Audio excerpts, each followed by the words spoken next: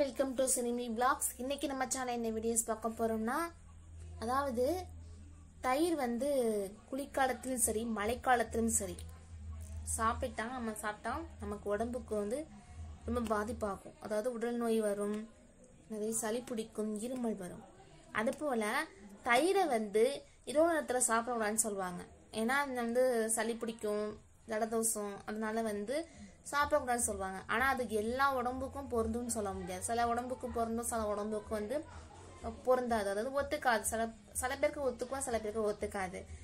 நம்ம தயிரை சாப்பிடுறதுல ஒரு சில விதிமுறைகள் இருக்கு. இந்த வீடியோ நம்ம என்ன பார்க்க போறோம்னா, அதாவது இரவு நேரத்துல வந்து நம்ம தயிர் சாப்பிட்டா என்னென்ன தீமைகள் வரும் அப்படின்னு வீடியோ பார்ப்போம். ஸோ வீடியோ பார்க்கறது முடி நீங்க நம்ம சேனலை ஃபர்ஸ்ட் டைம் பாக்குறீங்க, மறக்காம சேனலை சப்ஸ்கிரைப் பண்ணிடுங்க, பக்கத்துல இருக்க பெல் ஐக்கனையும் பிரஸ் பண்ணிடுங்க. வாங்க நம்ம வீடியோக்குள்ள போவோம். ஸோ கோடை காலத்துல பாத்தீங்கன்னா நம்ம உடலை வந்து குளிர்ச்சியா வச்சுக்கிறதுக்கு வந்து நிறைய பேர் தயிர் சாப்பிடுவாங்க.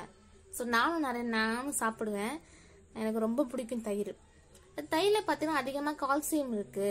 அதனால வந்து நம்ம சாப்பிடுறதுனால பற்களுக்கு ரொம்ப வந்து ஹெல்த்தா இருக்கும். நம்மளோட பற்களும் ஹெல்த்தா இருக்கும். அதை விட நம்ம செரிமான பிரச்சனையும் வந்து சீக்கிரமா சீராக்கும். நம்ம செரிமான மண்டலத்தை வந்து சீராக்கும். இதை பாத்தீங்கன்னா சளி அப்புறம் இருமல் இருப்பவங்க வந்து தயிரை வந்து நம்ம இரவு நேரத்துல சாப்பிடாம இருக்கிறது ரொம்ப ரொம்ப நல்லது. ஏன்னா வந்து நீங்க இரவு நேரத்துல நீங்க சாப்பிட்டீங்கன்னா சளியோட இன்னமும் சளி வந்து அதிகமாகும். தயிரை வந்து சளி பிடிச்சிருக்கவங்க, இருமல் இருக்கிறவங்களுக்கு வந்து நைட் நேரத்துல நீங்க சாப்பிட்டீங்கன்னா உங்களுக்கு இன்னமும் வந்து சளி வந்து அதிகமாகும். ஸோ எவ்வளவு தவிர்க்க முடியுமோ அவ்வளோ தவிர்த்திடுங்க. நைட் நேரத்துல வந்து கண்டிப்பா தயிர் சாப்பிடாதீங்க. உங்களால் வந்து தயிர் வந்து என்னால சேர்க்க முடியல, நான் வந்து தயிர் நான் சாப்பிட்டே ஆகணும் அப்படின்னு நிறைய பேர் இருப்பீங்க. அப்படி இருக்கவங்களுக்கு ஒரே ஒரு டிப்ஸ், ஒரே ஒரு அட்வைஸ் கொடுக்குறேன்னா என்னன்னா, தயிர் வந்து அப்படி கெட்டியா போட்டு சாப்பிடாதீங்க. கெட்டியா ஒரு துளி தண்ணி ஊத்தாம கெட்டியா மட்டும் போட்டு அப்படி சாப்பிட்றாதீங்க. கொஞ்சமா தண்ணியை ஊற்றியாவது சாப்பிடுங்க. மோரா கடைஞ்சு குடிச்சா ரொம்ப நல்லது.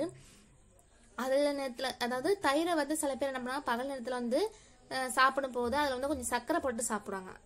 அதை வந்து நம்ம முற்றிலும் வந்து தவிர்த்துருங்க. சர்க்கரை போட்டு சாப்பிடுறீங்க பகல் நேரத்துல. அதுவே வந்து இரவு நேரத்துல வந்து சாப்பிடும் போது சர்க்கரை இல்லைன்னா வந்து மிளகுத்தூள் சேர்த்து சாப்பிடலாம். நீங்க இதெல்லாம் சாப்பிட்டீங்கன்னா உங்களுக்கு செரிமான பிரச்சனை வந்து கொஞ்சம் சீராகும். செரிமான பிரச்சனை வந்து இது வந்து அதாவது சீக்கிரமா செரிமானம் ஆகும். அதனால வந்து நீங்க இப்படி சாப்பிடலாம். மிளகுத்தூள் போட்டு எழுதி சர்க்கரை போட்டு நீங்க சாப்பிடலாம்.